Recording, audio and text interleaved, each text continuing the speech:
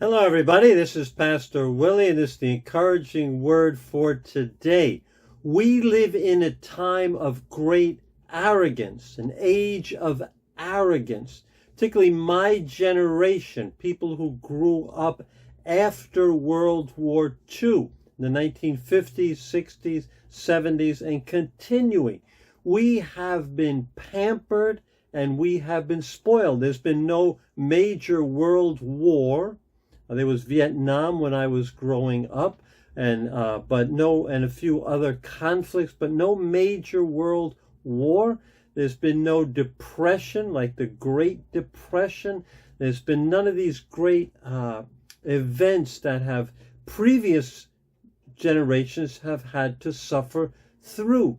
So in general, people, particularly people of my age and my ethnicity, have everything they need, have homes, cars, food, everything that we need. And the idea, and here's where the arrogance comes in.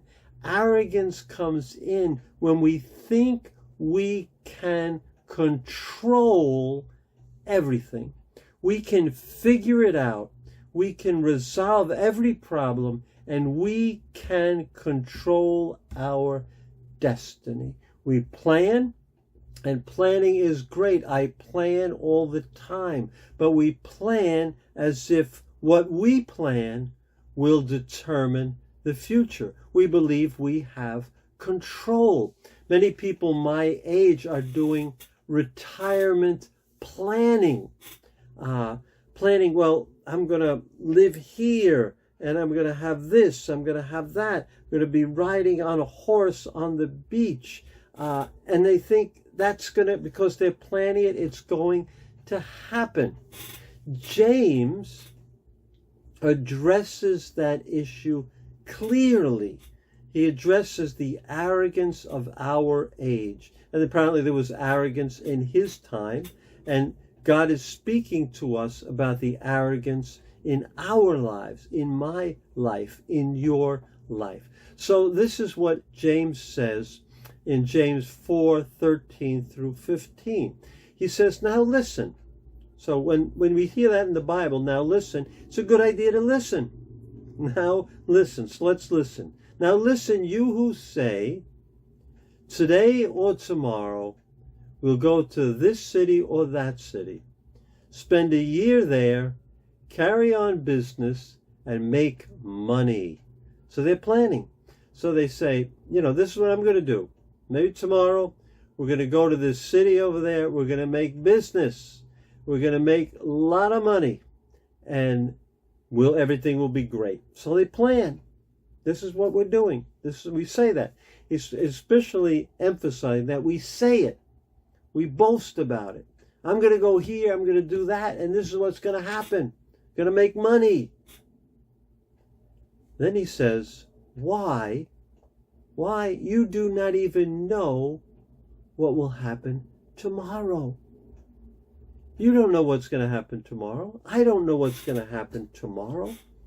And how can I act arrogantly as if I can know that I'm going to do this next for a year? Tomorrow I'm going to go to a city, make money, and I'm going to make a lot of money. Then I'm going to come back, build a big house. Then I'm going to do this, that.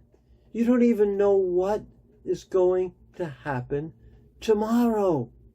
I don't know if I'll be alive tomorrow. I don't know if there'll be a great war or a great depression, or who knows what will happen tomorrow. And then James says, what is your life? What is your life? Think about your life. You are a mist that appears for a little while and then vanishes. The Bible repeatedly talks about life with different images. One is like a mist. It's used here and in other places in the Bible. It's like a mist you see in the morning, then it's gone, and you don't remember it. Another common image of life is a plant that grows up green, beautiful, strong. Then the summer ends and it shrivels, dies, and its place remembers it no more. We are mortal. We do not control our lives. Whether we live tomorrow whether we'll live 10 more years. My generation right now is fascinated with trying to extend life as long as possible. Eating this, doing that. We're not in control of that. Yes, we should do what is good for us. I do that.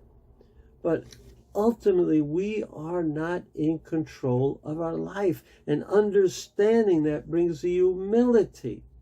The humility, not an arrogance. So in verse 15, he tells us what we should say.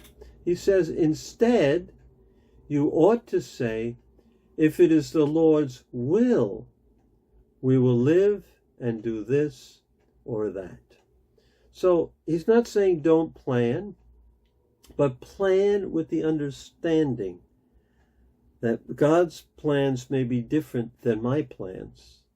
He may call me home, which is far better than any plan I have. So I can plan, I can think about the future, but from a humble point of view, not an arrogant point of view, thinking that, if it's God's will, this is what I would like to do. Proverbs 27 verse 1 sums it up very well. Do not boast about tomorrow, for you do not know what a day may bring forth. Live humble, my friends. Control what you can control, which is you. That's all you can control. And live by God's grace day by day. God bless you. I will see you tomorrow, God willing. Take care.